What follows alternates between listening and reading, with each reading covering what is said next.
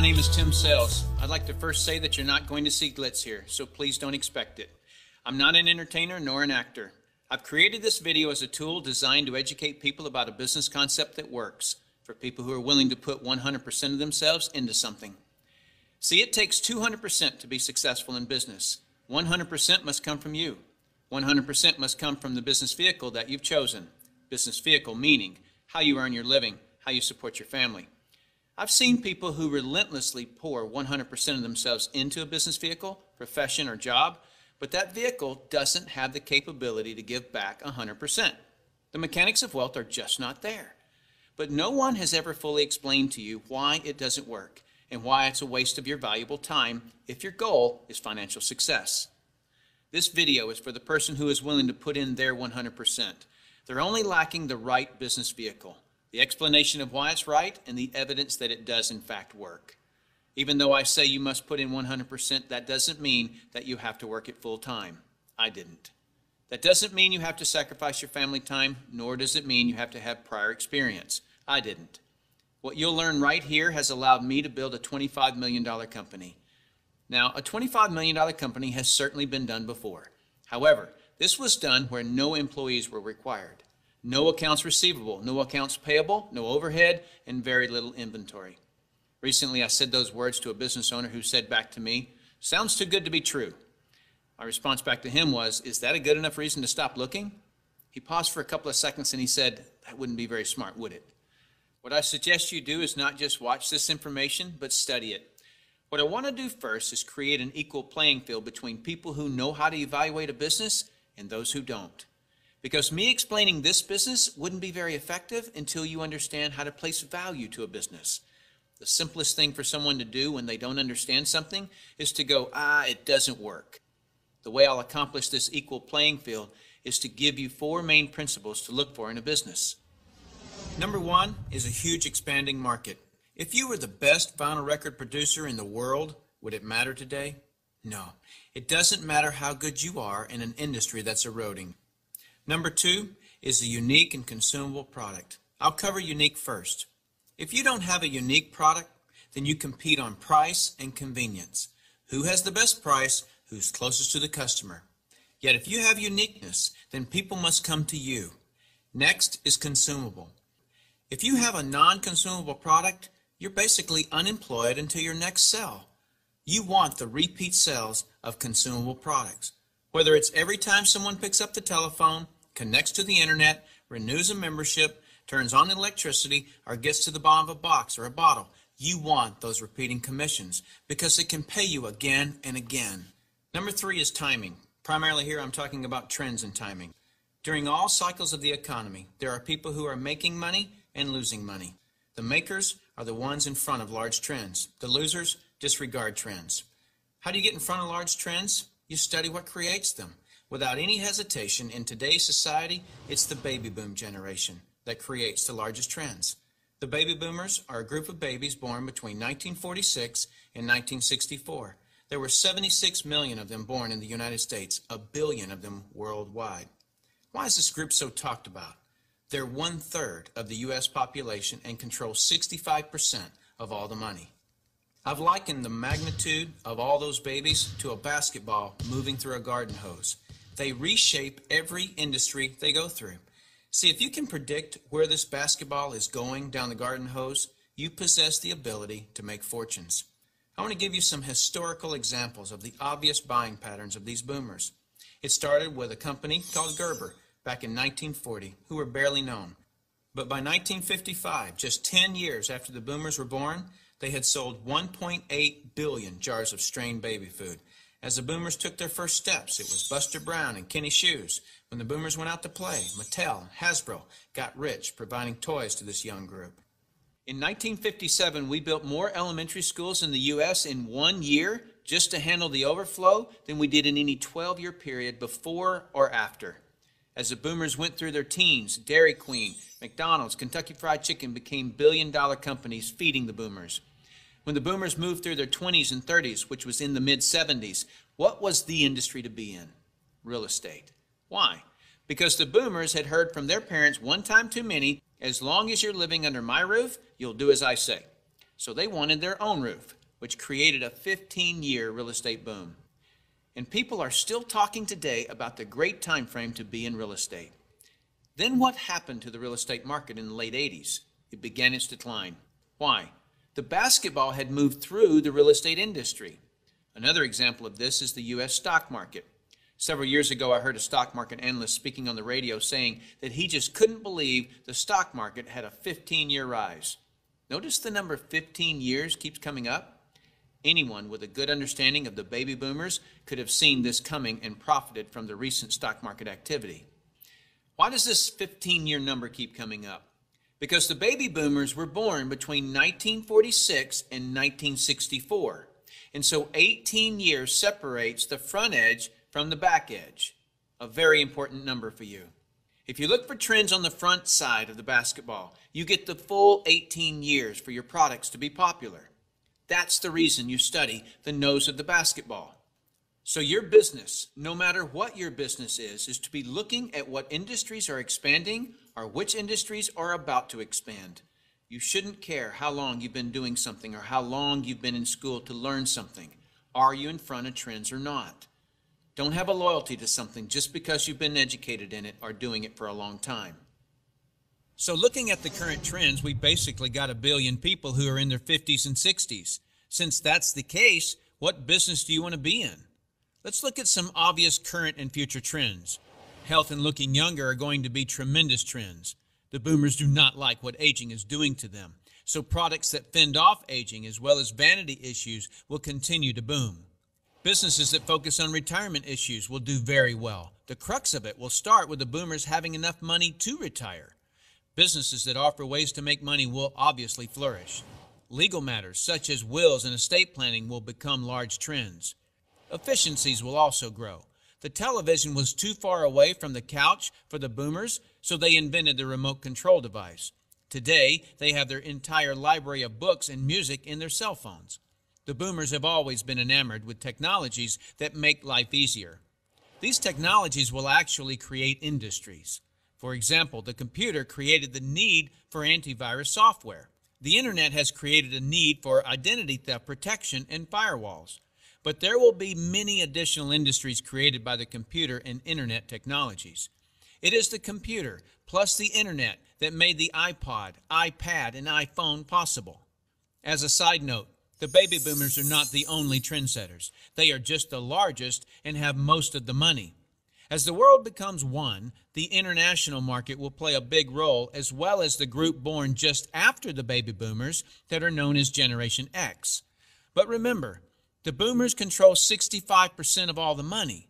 So when a bright Generation X person creates a great new product or service, they must make it simple enough that a baby boomer can understand it. Otherwise, that product will not reach mass acceptance. Those are some of the big trends. So if you want to be brilliantly compensated, you must focus on industries and companies that have positioned themselves in front of these trends. All right, let's move forward. Number 4 is leverage. I'm going to spend some time on this one because we're not really taught this in our society. We're taught to go get a good education, build a resume, and exchange our expertise for someone's dollars.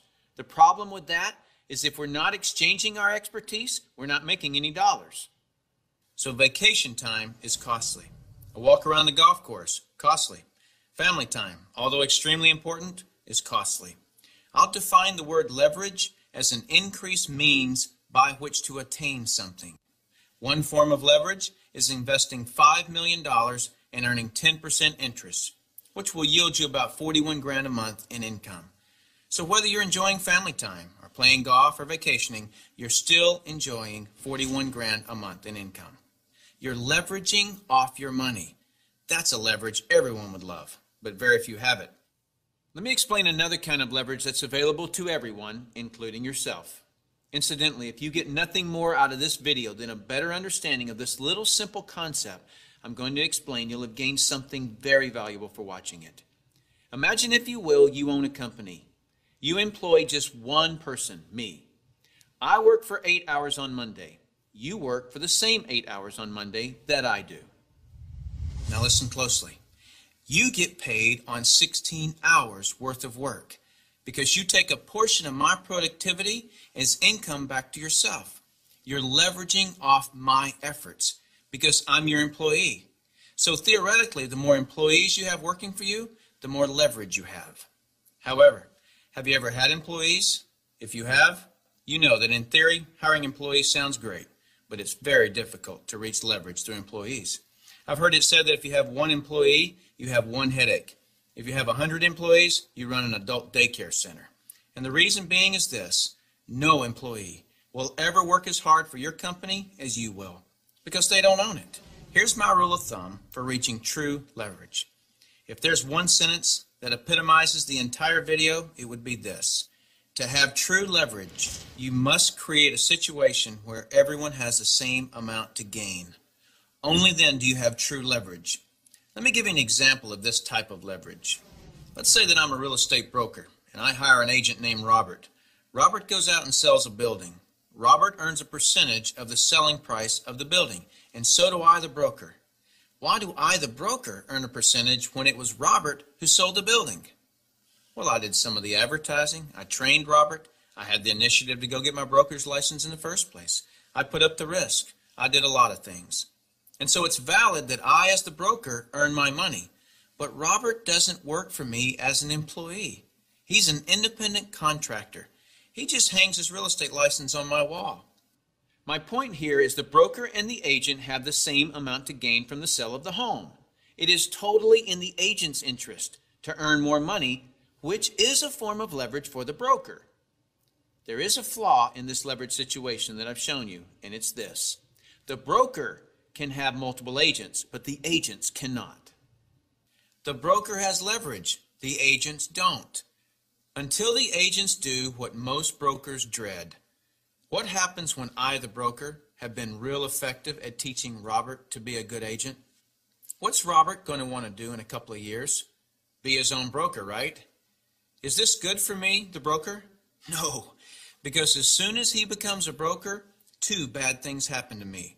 Number one, he breaks away from me and I lose him as an income source. And two, worse than that, he's now my competitor that I trained.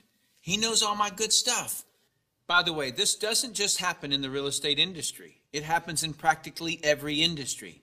Have you ever heard the expression, "I'm just going to work there for experience"? What does that mean? It means I'm going to strip them of their knowledge and then go do it myself.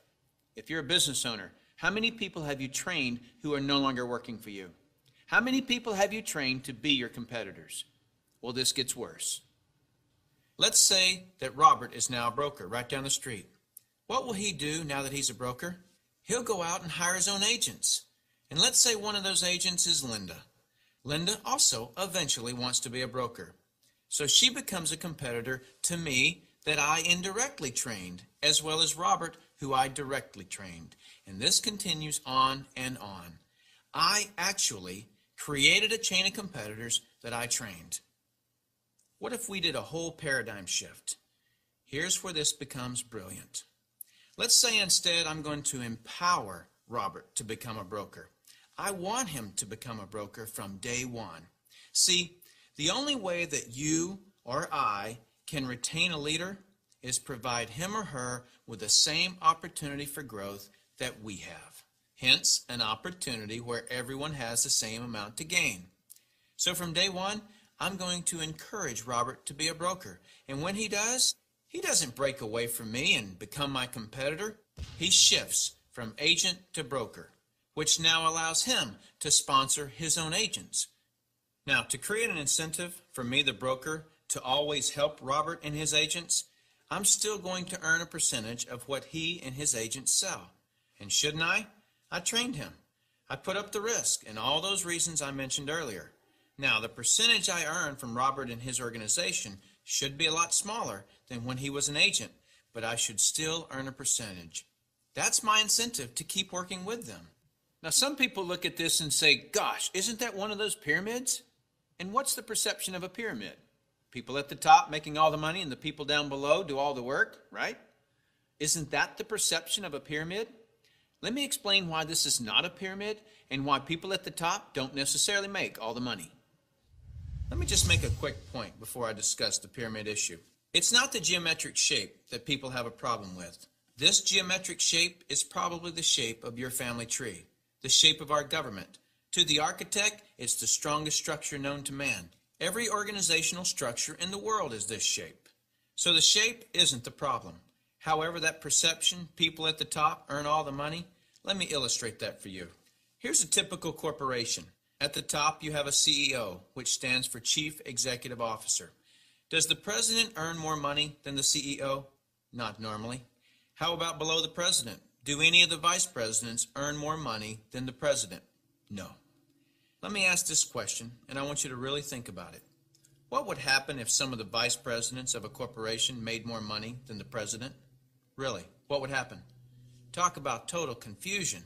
This whole process is called delegation. Each level of the corporation earns less income. The reason the president can tell the vice president what to do is because they make more money. So the corporate structure is people at the top making the majority of the money, and the people at the bottom do not. The CEO of any corporation earns off the productivity of, or is leveraged off of, everyone in his or her corporation. Whether that CEO personally hired every employee or someone else in the company hires them. So the CEO, and only the CEO, earns on multiple levels of his or her company. And the model that I'm suggesting as being brilliant is where you, the individual, are given that same opportunity to earn on multiple levels of brokers and agents, just as the CEO of a corporation is. From here on, I'll refer to this form of marketing as network marketing. In network marketing, you, the individual, are given the opportunity to earn off the productivity of the people in your organization, whether you personally sponsor them or someone in your organization sponsors them. Remember that I said to reach true leverage, you must create a situation where everyone has the same amount to gain. Well, that's what I just described. Here's what makes the network marketing structure the absolute fairest structure available. In most network marketing companies, everyone can earn a certain number of levels deep of the organization they build.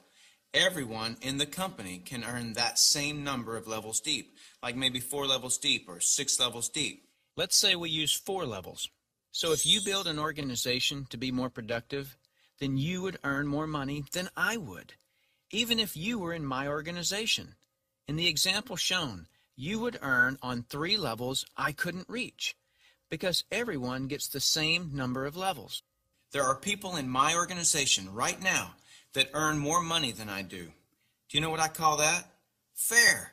Shouldn't it be that way? I mean, take any structure. Shouldn't the most productive person in that structure make the most money? Now I'd like to show you an interview that I did a few years ago with Dr. Charles King, who holds a PhD from Harvard and is a professor of marketing at the University of Illinois at Chicago, who actually teaches network marketing at the university.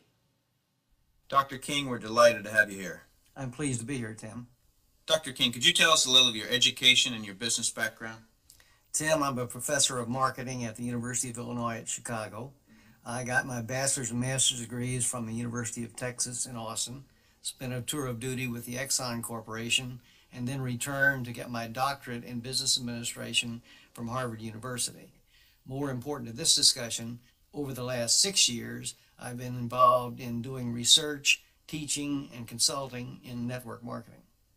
So coming from such a conservative school, and I know you a little bit, and I know you to be very conservative, what caused you to look at network marketing to begin with? In 1990, we had a major economic recession in the United States. The Midwest and Chicago particularly were very badly hit. As a result, the interviewers stopped coming to campus. We were graduating hundreds of students a semester, and they weren't getting jobs. Our alumni were coming back to us, losing their jobs, looking for help, and we had nothing to offer them. Now, I started looking, because of my background in business consulting, at alternative career paths. I went out and I looked at starting your own business, at home-based businesses. I looked at franchising. I looked at direct selling. And in the direct selling arena, I backed into network marketing. Now, I was very cynical, skeptical. Tim, I was negative about network marketing. They don't teach network marketing at the Harvard Business School, and I didn't know much about it. The end result was one of my students who was on the team asked me, "Why are you so negative about network marketing?" I looked at that young man and I said, "Son, I know enough to know I don't want to know any more." That student looked at me and he said, "Professor, if I gave you that answer to that question with no more information than you have, you would give me an F." I turned to him and I said, "Son, you're absolutely right. I have no basis for that conclusion. You just made an A." As a result, we went to the library, we went to meetings, and for the next 6 months, we did due diligence on the network marketing industry. I visited the top companies, I talked to network marketing leaders, I became an evangelist. In 1990-91, we started teaching network marketing in the marketing curriculum at the university. Suppose you run across the super skeptic. What advice do you have for them? Tim, I would recommend they do precisely what I did. I was a super skeptic.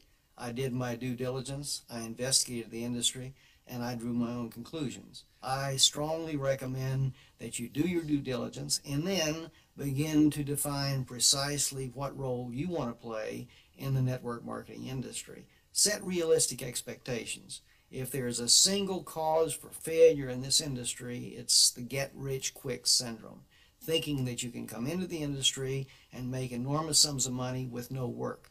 I argue, by contrast, that if you set realistic expectations, you develop a plan of action to guide your business development, you can be successful. And that's coming from a Harvard Business School graduate who was a true skeptic, but through due diligence, he learned the truth. Warren Buffett owns a network marketing company. If you don't know who he is, he's typically listed in the top 5 richest people in the world. He created his wealth by investing in and buying the highest quality companies. Why do you think Microsoft or AT&T, Gillette, Colgate, Citibank, IBM, Toyota, Xerox, Texas Instruments, General Motors, General Electric, AOL, Oracle, Sun Microsystems, Coca-Cola, and many others distribute some or all of their products and services through network marketing? They use this method to distribute products because network marketing is a very efficient model to distribute products and services. These large corporations are firm testimony to the industry's success and credibility. This confirms what Professor King was saying about that the industry has come of age and is now a true profession. The reason so many people are coming into network marketing is because people want control of their life. They want a quality of life, and network marketing truly offers that. I hear people all the time complaining that they are too busy or don't have enough time. People act as though time owns them instead of them owning time. Have you ever noticed that there are people who, with 24 hours, earn $10,000 a year? And there are people in the same 24 hours who earn $10 million a year? Let me explain the difference. I've heard people say this phrase, "It's easier to just do it myself than try to get other people to do it." Whenever I hear that phrase, I know that person just nailed their feet to the floor. All they can do is expend their time, not invest their time. Here's a secret. Wealth is hidden from those who must do it all themselves. Wealth exposes itself to those patient enough to train others. When you understand the power of educating and empowering others so that you get more done, you're truly on your way to wealth. Now, with that understanding of the importance of training others so you get more done, look at network marketing, and you'll see why I call it brilliant compensation. In network marketing, what you teach and train others to do is duplicate what you do, which is to find and train others. This is actually multiplying you. That's why I say, next to your spiritual growth and your family, there is nothing in the world you can do that will reward you better than investing your time in network marketing. I'd like to cover one last thing in closing, which I feel is one of the most important points for you to fully understand the value of network marketing. Let me illustrate something to you that is so profound. What's the maximum number of hours you could work in a day? 24 hours, right? So if you didn't sleep all day, you could work 24 straight hours. What if you didn't sleep for a whole year? You could actually work 8,760 hours in 1 year.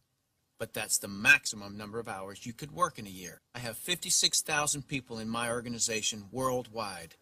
Well, let's suppose that all 56,000 people work just 1 hour out of a year. 56,000 people times 1 hour each equals 56,000 hours of work that I'm being paid on. Well, for most people to earn on 56,000 hours of work, they'd have to work for over 6 years, 24 hours a day without sleep to put in the same amount of hours that I could in 1 hour a year. Let me throw in something really ridiculous. Suppose all my 56,000 people worked 1 8-hour day in a year. 56,000 people times 8 hours is 448,000 hours I'm being paid on. Well, it would take most people working over 51 years, 24 hours a day, to do what I could do in 8 hours a year. 8 hours in 1 year versus 51 years working 24 hours a day? Doesn't seem fair, does it? It's definitely not fair. What's not fair is that you haven't understood this until today, and other people have. But now that you understand it, take responsibility for it. Don't go running and try to create reasons why you can't do this. You can do this. I don't say any of this to impress you. I don't need to impress you. This is an educational-only video. My purpose in creating this tool is to contribute back to that woodpile that so generously gave to me. Because network marketing has given me a lifestyle I previously couldn't have imagined. And because network marketing has given me total financial and time freedom, I feel it my responsibility to explain the industry in an understandable way. So I say all of this only to impress upon you that the difference between the wealthy and everyone else is leverage. You've got to understand that. And nothing gives you, the individual, leverage in such an ethical way like network marketing can. So go get a pad of paper, write down what you really want in life. Then call the person who gave you this video and tell them whether you're an A, B, or C. C is see you later. No thanks. That's fine with us because your relationship with the person who gave you this video is more important to us than anything. Or you're a B. A B is I may be. I want to first explore the product. If that's you, then do that. Don't procrastinate. The #1 killer of financial success is procrastination. People just putting it off until tomorrow, and they've somehow convinced themselves that they'll actually do it tomorrow. You know what I'm talking about. As soon as I'm done with this project, then I'll have more time. Or as soon as little Jimmy gets back to school, then I can, and they never do. If a person has an excuse, they have all they need to fail. Don't let that be you. Get your product today. Or you're an A, and that means absolutely. No, you don't have all your questions answered, but you see enough to start and begin your training. Very well done to you in your ability to make a decision. If it's late at night and you just watch this, don't be concerned that the person who gave this to you is sleeping right now. They'll be up. And if they're not, wake them up. Tell them, hey, now that I understand this thing, I can't sleep. And if I can't sleep, you're not going to sleep. Believe me, they'll appreciate that call. So call that person and tell them whether you're an A, B, or C. That's it. Join us. You'll be glad you did. Now is the right time, the smart time. Thank you for taking the time to view this video. I hope it's been educational to you. What I really hope is that you'll put this information to good use. Next, you'll see some common questions that you can interact with. I look forward to working with you, should our paths cross.